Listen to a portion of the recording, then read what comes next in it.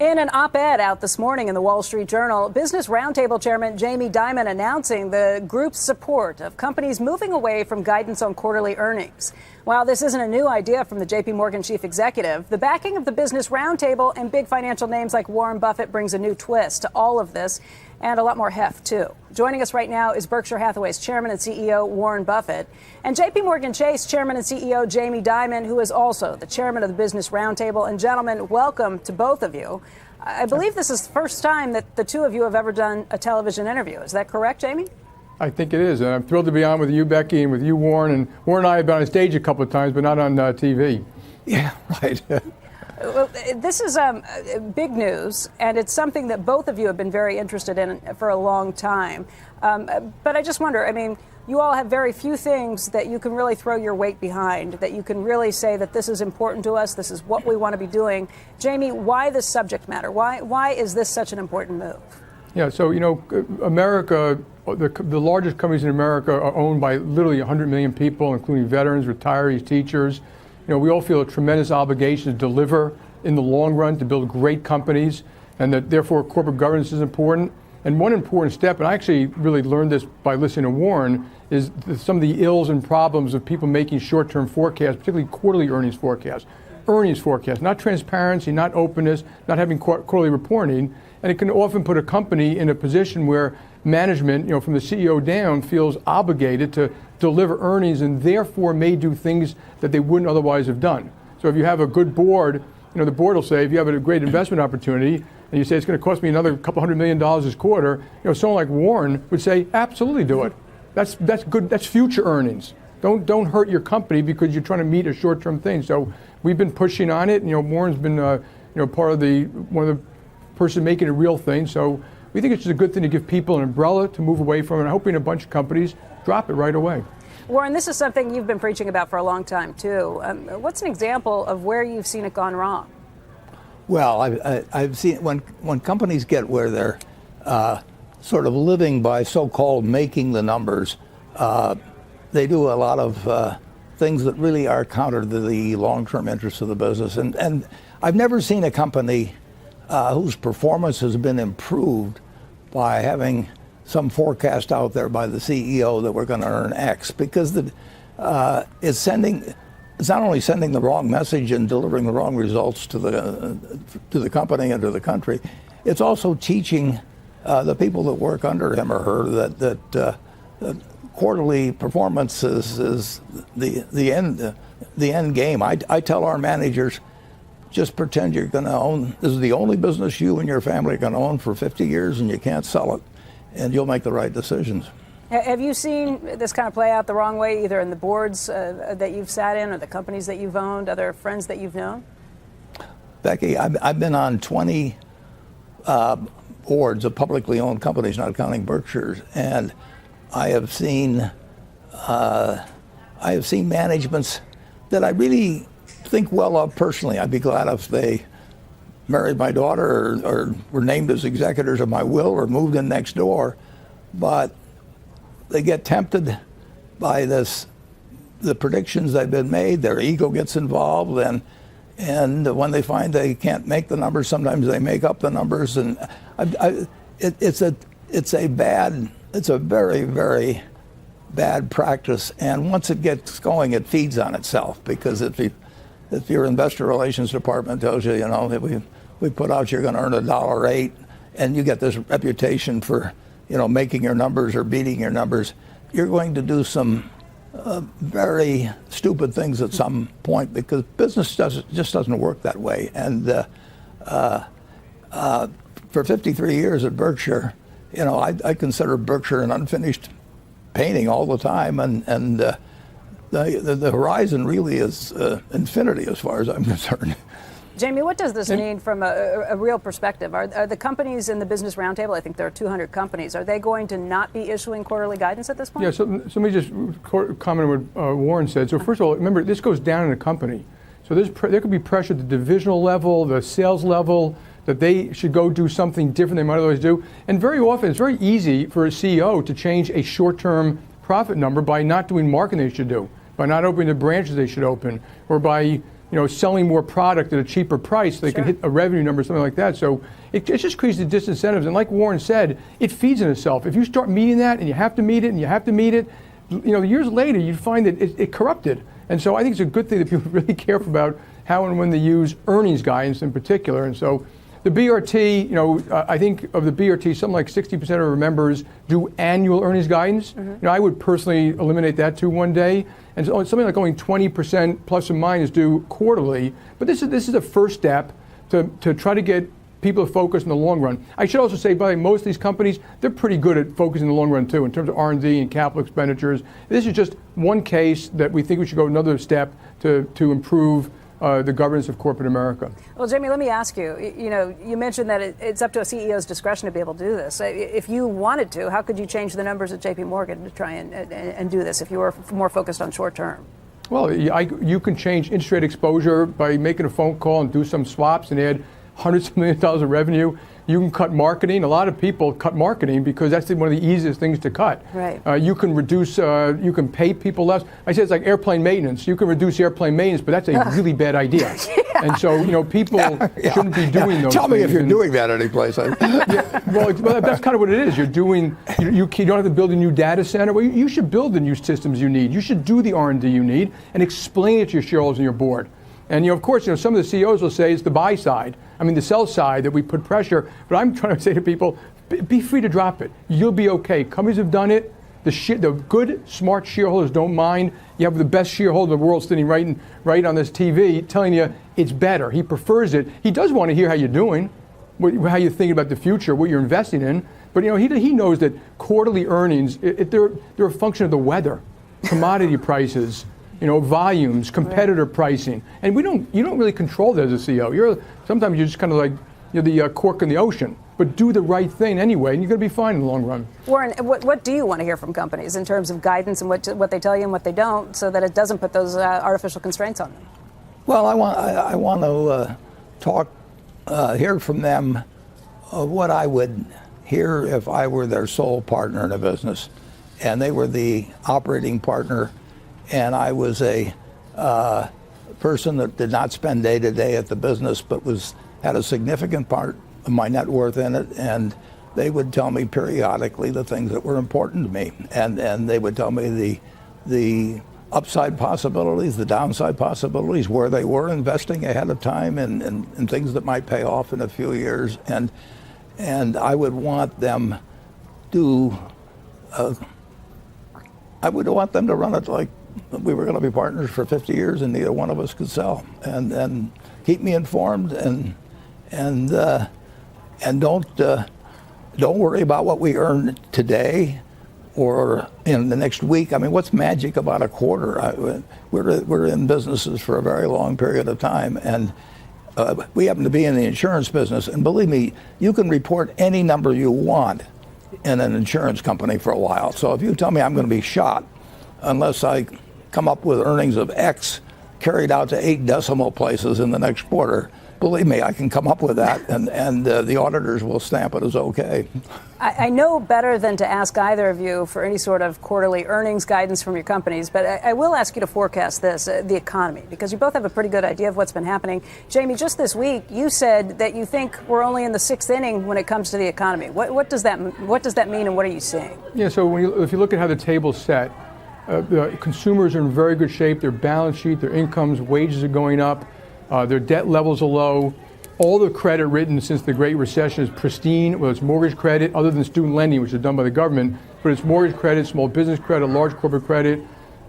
Business sentiment is at almost the highest level it's ever been. Consumer sentiment is at the highest levels. Markets are wide open. Housing's in short supply. And my guess is mortgage credit will expand a little bit, not going back to subprime. So it looks pretty good. And the way I look at it, there is nothing that's a real pothole there. We don't have the leverage we had in 2007. Sure. So it may be, while it's been a 9-year recovery, it's been only 20%. And an average recovery would have been like 40% growth over more like a 7 or 8 year period. So the slack is being pulled up, and it may very well be, it's just a very long kind of delayed cycle. Sentiment grows, recovery from the Great Recession, that you may very well have years of growth. And I hate to forecast the future because I don't know, but it seems to me that's a logical possibility. And in fact, I think growth is getting stronger today, not weaker. If we are 9 years into this recovery and we're only in the sixth inning, I mean, just doing the math on that, you're talking about another 3 years of recovery. Is that something that you say, yeah, that's not out of the realm of the possible? It's definitely in the realm of the possible. And, of course, we'll all climb the wall of worry if it gets longer and longer. And, of course, one day we'll have a recession. And like I said, I don't like to predict that. And but the fact is, things look pretty good. And also, we have also additional stimulus coming from, tax reform and other budget issues. So I think, yes, you can have growth. And people don't want to see it. It's been a long time, so it's almost like we're too afraid to say it out loud. Yeah. Warren, how about you? What's the economy look like from where you sit? Well, right now, there's no question that it's feeling strong. I mean, if we're in the sixth inning, we have our sluggers coming to bat right now, number 3, 4, and 5 in the lineup. Business is good. I'm no good at predicting out 2 or 3 or 5 years from now. Although I will say this: there's no question in my mind that America is going to be far ahead of where we are now, 10, 20, and 30 years from now. But right now, business is good. There's no question about it. And as a result, you think the stock market looks affordable, Warren? Well, not as a result. The decision on the stock market should be made independent of the current business outlook. I mean, when you should buy stocks is when you think you're getting a lot for your money, not when you think business is not necessarily when you think business is going to be good next year.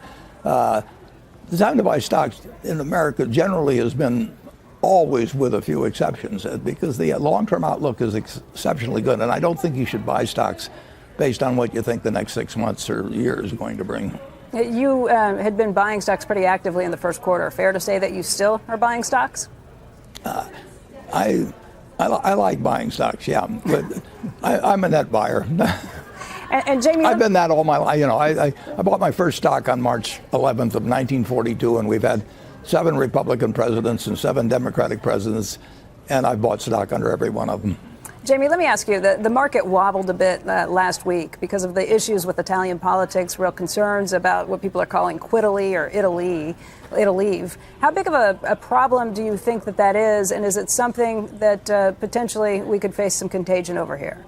Yeah, so one of the things I should point out to the viewers that, Warren is speaking about this thing about the long-term trends. But obviously we've had problems, but it's amazing the ability of this country to continue to grow. And even the worst 10 or 20-year periods, we've used them rather well. And Bill Gates talks about a book called Factfulness out there. Steven Pinker about the better angel of our nature, how mankind's getting better and better and stronger, healthier and healthier, living longer. And that is reflected in markets and valuation and things like that. And obviously there's always something go wrong. I think the biggest threat to mankind is nuclear. Nothing other than nuclear proliferation and things like that. And then you have things like Italy. That just is kind of one of those things that remind you that there is risk out there. And you're always going to have that. You can open up the newspaper almost any day and you'll be reminded of another risk. That might be Argentina, though I think that president is doing great things there. And so this just reminds us that it's not resolved. The Eurozone will have some issues. And you saw this wobble because people question again all of a sudden, will Italy stay in the Eurozone, which obviously I hope they do. The monetary union is the most important thing. I hope that they do, and I do expect they will. Jamie, it'd be very hard for them to leave. I was going to say, do you expect that the euro will still be here in 5 years and in 10 years? I'm going to say, again, I hate to predict the future. I say yes. Exiting the euro, the monetary union, will be catastrophic for anyone who exits. And there is no way out of that. And so I think that when people see that and they don't want to do it, I think the EU is making progress with Merkel and Macron, who are the linchpins. Remember, Britain was never part of the monetary union, and if they continue to make proper reforms, yes, it can be a union that's strengthened over time. But it takes exactly what they're talking about. It takes fiscal reform, the ability for the banks to do pan-European banking, some regulatory reform and certainty. Some common. Now they have to deal with certain issues, how they deal with the budget issues among the countries, but it's in everyone's interest that the European Union continue on that path, because the other path is really not a good one. All right, Warren, if you had to pick a side, if you were forced to take a bet on this, would you bet that the euro is here in 10 years? Yeah, I would bet it, but I don't consider myself an expert on it by any means, but sure, I'd bet on it. And I would point out one thing, and I was just doing a little mental calculation while you were talking, and I've been investing over a period probably over 25,000 days.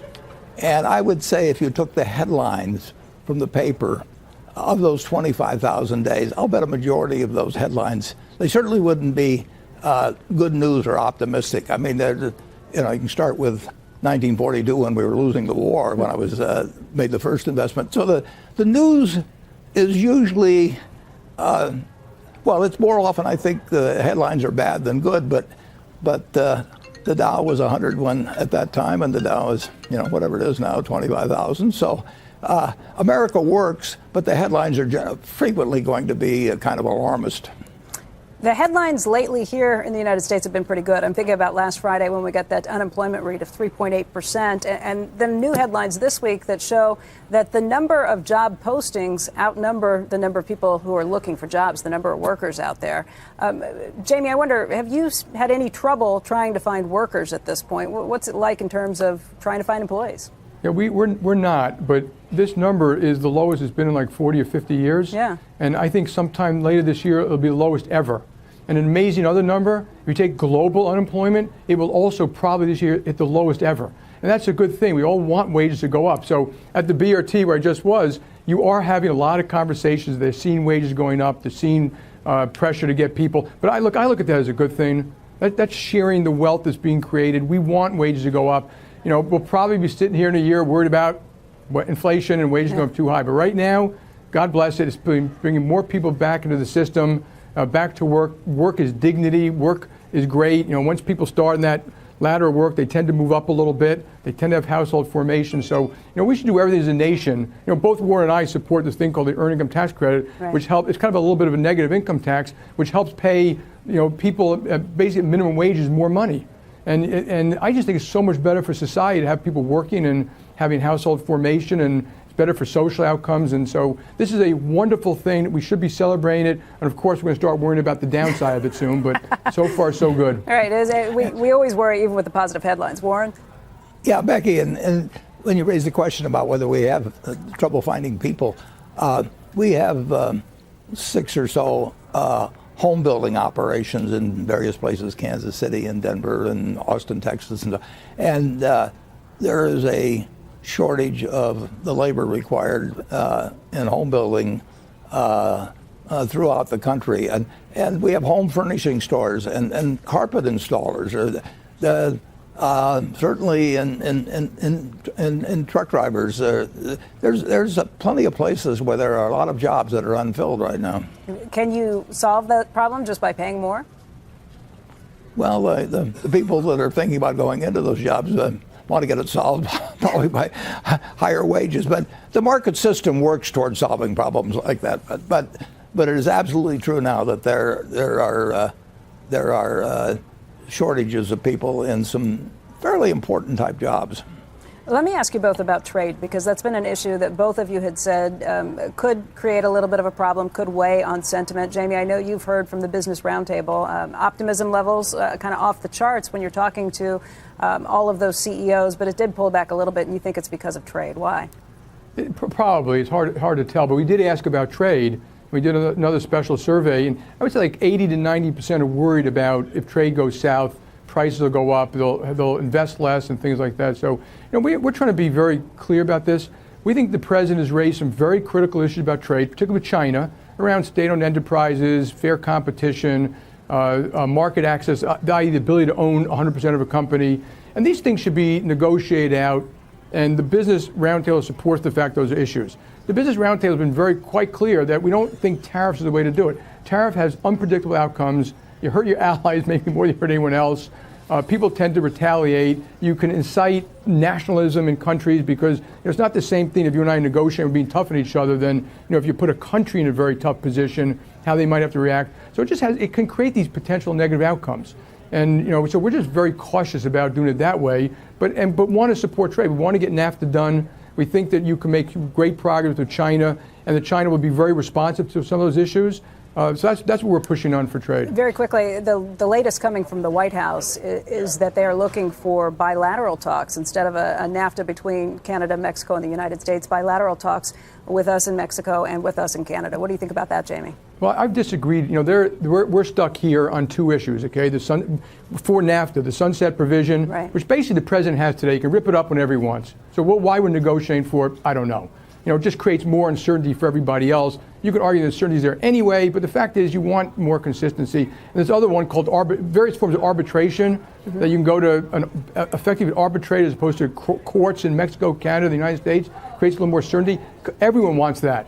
And you can make an argument why it might be better for the United States not to have it. It's better for our friendship with our neighbors. It's better for the companies. It's better for certainty. And I think personally that we should give it up and finish NAFTA. There are a lot of things that they have already negotiated and modernized NAFTA. So I'm quite in favor of doing that. And so it's just important we get these things done. Personally, I would have done TPP. And in trade, it gets very complicated. When you start to do bilateral things, it also is very much could be used against you. So what we're doing in some of these places, has now opened the door for much more complicated trade negotiations with our allies. Who and I just think we should be working with our allies because we have a common interest, and not against China, but to set global standards that may not be exactly what we want, but those global standards, eventually China will have to adhere to too, including around reciprocity, investment treaties, et cetera. And so, but look, the president's doing it his way. I hope it works. We're going to try to support it as much as we can. But, I personally would be doing some of these things differently. Let me ask you both about a big problem that you've been trying to tackle here at home. That's the rising cost for health care. The two of you, along with Jeff Bezos, have announced an initiative where you're going to be working together with this joint venture to really try and tackle some of those issues to help your employees and maybe even the rest of the country, too. Warren, when we spoke with you last month in Omaha, you said that maybe within the next 2 months you had hoped that you'd be naming a new CEO. Have you made progress on that front? Yeah, we have. And the three of us and the new CEO we've basically reached agreement. So we're just tidying up a couple of things, but we should have an announcement on that matter within maybe 2 weeks at the outside. But the work has been done, and we have the right CEO, and I'm very enthused about it. I know Jamie and Jeff are too. Jamie, you've met this new CEO too? Yes, I have. The heavy lifting was done by Todd Combs. I want to give him full credit. And he went through a thorough process. But I think, like Warren, we have an outstanding individual. Character, culture, capability, heart, mind, the whole thing. And this is a long-term thing. We're not looking for immediate success. But there are a lot of ideas out there. There are a lot of things that can be done better. We know the fraud, the administrative costs. We know overuse and underuse of various drugs and specialized procedures. We know the end of life often costs far more than it should and is far more painful than it should be. So there's so many, and with big data, there's so many things to do. But the goal is better satisfaction for employees, and eventually we can learn a lot of things and maybe help inform America how we can improve some of these things. Jamie, have you heard back from your employees about this? Warren, have you? And we'll start with Jamie. Yeah, a little bit. There was a little bit, what does it mean for us? But it means the same thing. I mean, effectively, we do this every year for our employees. Every year we look at, we use a lot of very good companies to help us do things in terms of claims and structure and payments and choice and wellness. And we just want to do that better. And so what I told them is, we're just going to try to do it better. And you should expect that we're going to do it the right way with the same kind of heart we've had before, but to improve your lives, improve your wellness, improve the outcomes, give you more choice, which I believe in do all those things that it will effectively be cheaper. And you'll have much healthier employees. Warren, have you heard from your employees? Yeah, I addressed a group of about 130 or so of the various CFOs from all our subs just a couple of days ago, and they're very interested in the subject. And the interesting thing is, as we went around interviewing a large number of prospective CEOs, we didn't run into one that didn't think that significant improvement was both possible and important. So it isn't like there's anybody out there that's connected with the system that thinks we've already arrived at nirvana, and they know how difficult the job will be to make major changes, but they're all cheering for us to succeed. number of them might have wanted to be the one to help us succeed. And we settled a lot one, but nobody disagreed with the mission, the importance of it, or the feasibility. But it's also a very, very tough nut to crack, and it's going to take significant time. We've got the right person. So you guys are working on everything from problems facing American businesses with the long-termism versus the short-termism to this huge problem for the country itself, and that's healthcare. And it has all kinds of people starting to wonder, Jamie, if you're going to run for president. I have no intention of running for president. Warren, are you going and to I'm run not for running president? for vice president either. Yeah. Well, let me ask you, this week we spoke with Howard Schultz. He announced that he's stepping down as chairman of Starbucks. He spoke with us on Squawk Box and said, yeah, he may be considering public office. He doesn't know exactly what that would be at this point. But we also spoke with Ken Langone, who was our guest host while we were speaking with Howard Schultz. He said, look, the idea that Donald Trump won the presidency and people are saying this expands, this means a business leader could come in and run the country, and that expands the talent pool as far as he's concerned. He thinks that's a good thing. Jamie, what do you think about that? Look, first of all, I think business should collaborate with government and be involved, and the business people need to learn what the issues are in government. You can't just walk into government officials and say, here's what I need for my company and my profits, et cetera. Governments have huge issues they're dealing with in terms of, of the poverty and incarceration and education. We should help them do that. And that's why I'm helping do this job at the BRT, and all the BRT members are deeply involved in that. So therefore, getting involved in politics, I think is a great thing for anybody. So if you want to do it, I applaud it. I think it's hard. I'm not sure being a CEO naturally translates to that. I saw Howard, and I think the world of Howard, and he'd be a great chief executive or governor or senator or mayor, whatever he wants to do. But it's hard, and you've got to be you got to want it. This is not, you're not going to be ordained to be the president of the United States. You got to get out there and fight for it. And so, CEOs aren't used to doing that, and I don't think all CEOs translate to that. So we'll see. But I think Ken is absolutely right. Getting people involved in government is a good thing. Collaboration with the government is a good thing. Even having people like Ken having Warren help focus on healthcare is a good thing for America. Yeah. And government can't do all these things itself, particularly anymore in this rapidly changing, highly technological world. So I completely applaud it. I wish Howard, the best. Warren, your thoughts? Well, I totally agree. Most business people would have trouble starting out a year early in Iowa and going from motel to motel and repeating themselves 6 or 7 times a day, saying the same thing and listening with great interest to every possible voter as to what their suggestions might be. So I'm not recommending it to any of my friends, but I do think it's very important that business be a handmaiden of government. Business has done wonderful things for America, and America's done wonderful things for business. You both have said some pretty nasty things about Bitcoin recently. Which one of you hates Bitcoin more? Well, I set a high standard. I don't know whether Jamie can top me or not. I don't want to be the Bitcoin spokesman. Just beware. Beware. And Warren, very quickly before we let you go, we'd heard about the Uber deal.